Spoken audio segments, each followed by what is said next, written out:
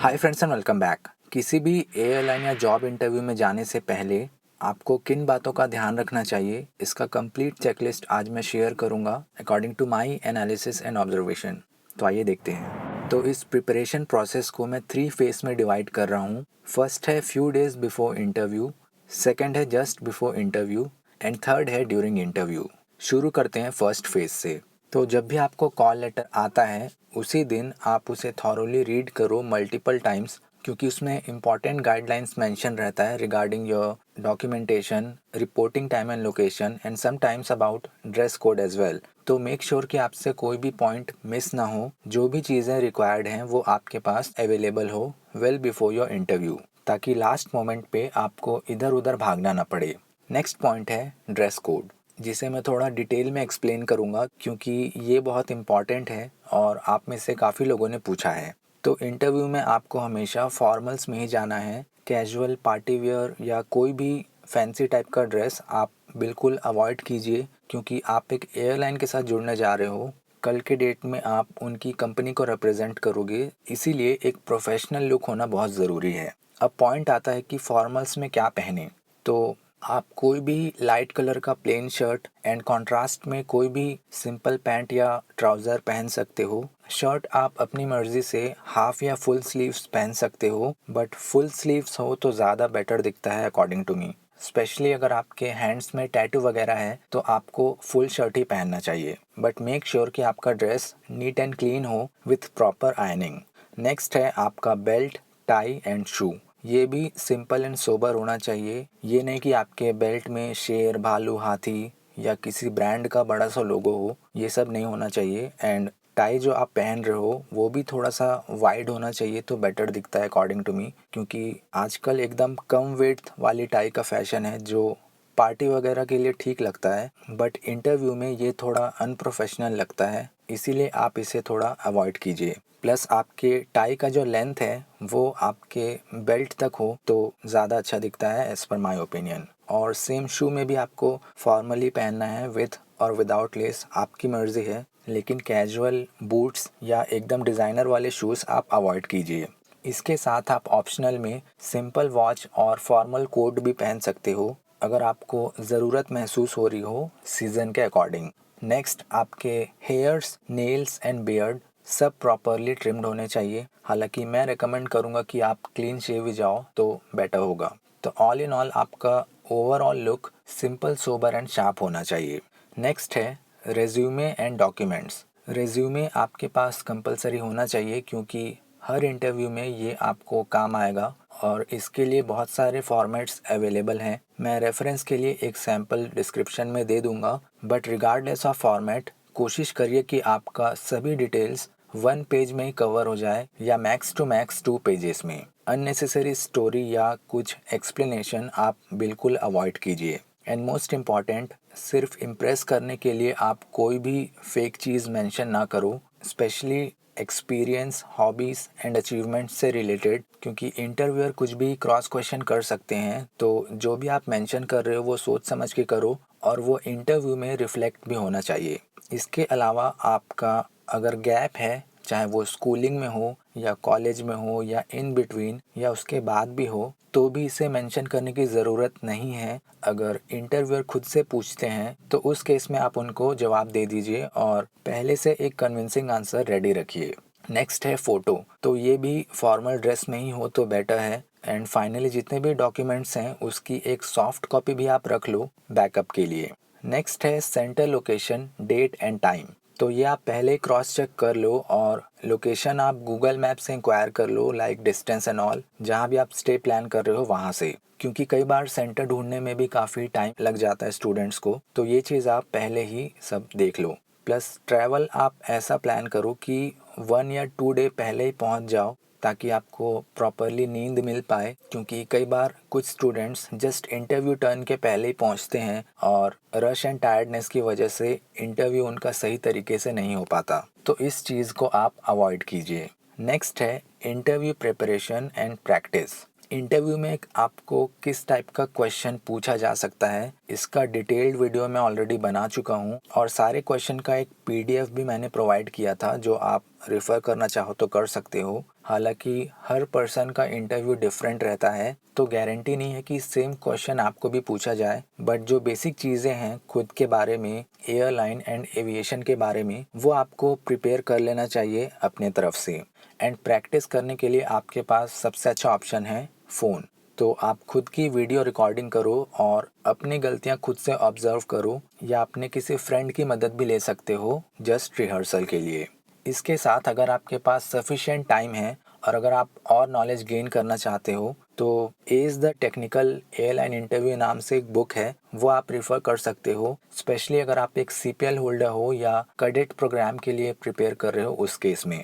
अब आते हैं सेकेंड फेज पे। इसमें फर्स्ट पॉइंट आता है रीच ऑन टाइम। जिस दिन आपका इंटरव्यू है उस दिन आपको किसी भी हालत में लेट नहीं होना चाहिए, क्योंकि इससे एक बैड इंप्रेशन क्रिएट होता है और इस स्ट्रेस की वजह से आपका परफॉर्मेंस भी हैम्पर हो सकता है।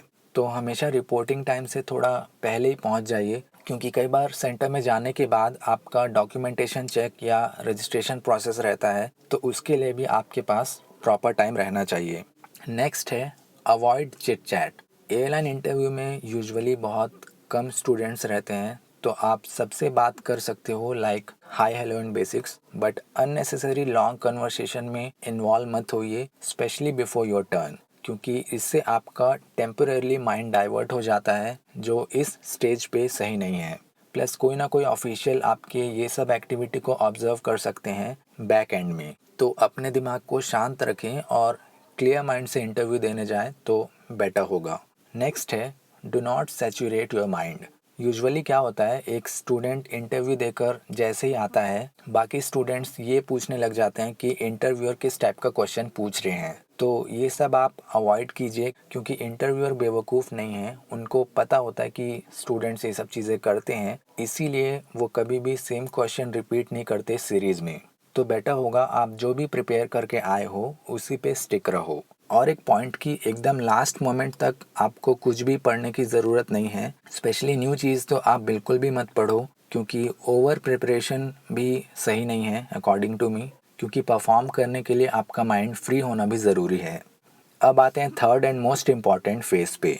तो जैसे ही आप इंटरव्यू रूम की तरफ जा रहे हो, उस टाइम आपको डायरेक्टली एंटर नहीं करना है, पहले आप उनसे परमिशन ले लीजिए कि मे आई कम इन सर और मैम, एंड वहाँ से रेस्पॉन्स आने के बाद सबसे पहले आप उनको विश कर दीजिए टाइम के अकॉर्डिंग। और इंटरव्यू बोर्ड में अगर कोई फीमेल मेंबर है तो आप उनको अलग से भी विश कर सकते हो अगर करना चाहो। एंड मेक श्योर कि जब आप चल रहे हो इंटरव्यू रूम में तो कोई नॉइज़ ना हो आपके शू से, क्योंकि कई बार क्या होता है कुछ स्टूडेंट्स एकदम स्लाइड करके चलते हैं, जो बहुत बैड इंप्रेशन क्रिएट करता है। अब जो चेयर है उसमें आप डायरेक्टली जाके मत बैठिए, कुछ सेकंड्स वेट कीजिए, वो ऑटोमेटिकली आपको बोल देंगे।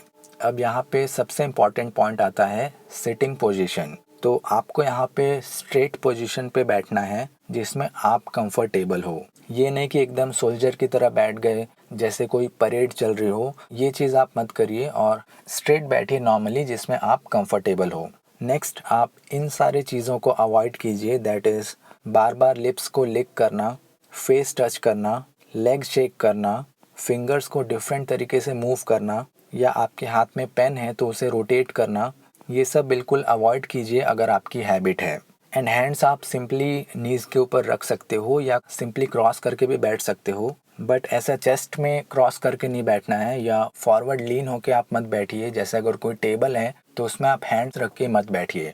नेक्स्ट है आई कांटेक्ट। ये भी आपको नॉर्मली मेंटेन करना है, जैसे आप फ्रेंड्स के साथ नॉर्मली बात करते वक्त करते हो, क्योंकि इंटेंशनली एकदम ज़्यादा आई कांटेक्ट करोगे आप तो वो थोड़ा सा ऑकवर्ड लगता है, तो इस चीज़ को आप अवॉइड कीजिए। बट कोशिश करिए कि आप सभी मेंबर्स से इक्वली आई कांटेक्ट कर पा रहे हो, या जो आपसे क्वेश्चन कर रहे हैं एटलीस्ट उनसे। नेक्स्ट, आप हर जगह अननेसेसरी स्माइल मत करो, नॉर्मल हल्का सा स्माइल आप मेंटेन रख सकते हो, बाकी ये इतना भी बड़ा फैक्टर नहीं है, तो नॉर्मली आप बैठ सकते हो जैसे आप बैठते हो। नेक्स्ट, आपका voice tone and rate at least इतना होना चाहिए कि इंटरव्यूअर सुन पाए और समझ पाए आपकी बात, एंड आपको जो भी क्वेश्चन पूछा जा रहा है उसे पहले अच्छी तरीके से सुन लें और फिर उसे आंसर करें टू द पॉइंट।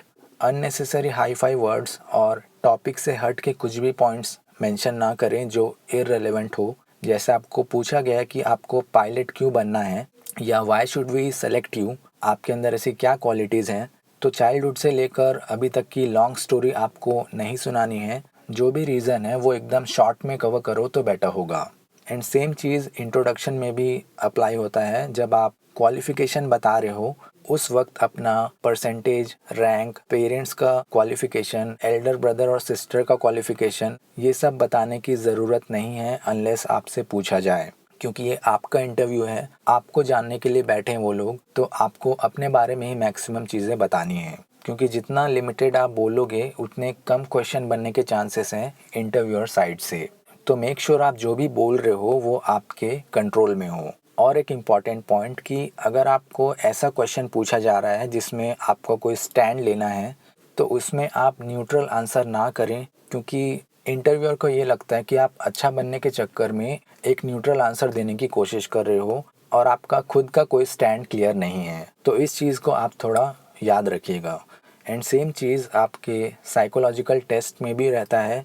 जितने भी क्वेश्चन रहते हैं उनका ऑप्शन सेम रहता है, प्लस एक न्यूट्रल ऑप्शन उसमें ज़रूर रहता है। तो जो आप रियली में सोचते हो, जो आपका नेचर है, उसके अकॉर्डिंग ही आप आंसर करिए। हाँ, कुछ क्वेश्चन में आप न्यूट्रल रह सकते हो, उससे कोई प्रॉब्लम नहीं है। एंड इंटरव्यू फिनिश होने के बाद आप उनको एक बार और विश भी कर सकते हो। So all in all, interview is an art of representing your self. And इसी चीज़ को आपको थोड़ा सा प्रैक्टिस करना होगा तो सब चीज़ फ्लो में आ जाएगा। जैसा मैंने बताया प्रीवियस पॉइंट में कि आप खुद को रिकॉर्ड करो और ऑब्ज़र्व करो अपनी गलतियों को। बाकी ये जितने भी पॉइंट्स हैं वो मैं अपने तरफ से आपको बता रहा हूँ, और ये बिल्कुल भी ज़रूरी नहीं है कि आप मेरी हर बात को फॉलो करो या हर चीज़ को टेकन फॉर ग्रांटेड ले लो। आप अपने एक्सपीरियंस एंड ऑब्जर्वेशन के हिसाब से अपना चेकलिस्ट खुद बना सकते हो, इसमें कोई बड़ी बात नहीं है। हालांकि मैं इसका एक पीडीएफ प्रोवाइड कर दूंगा, अगर आपको ज़रूरत हो तो मुझे बता दीजिएगा। बाकी all the best for your upcoming interview. And I believe ये वीडियो आपको और बेटर परफॉर्म करने में काफ़ी हेल्प करेगा। So thanks a lot for watching. मिलता हूँ नेक्स्ट वीडियो में, तब तक stay fit, keep learning and take care.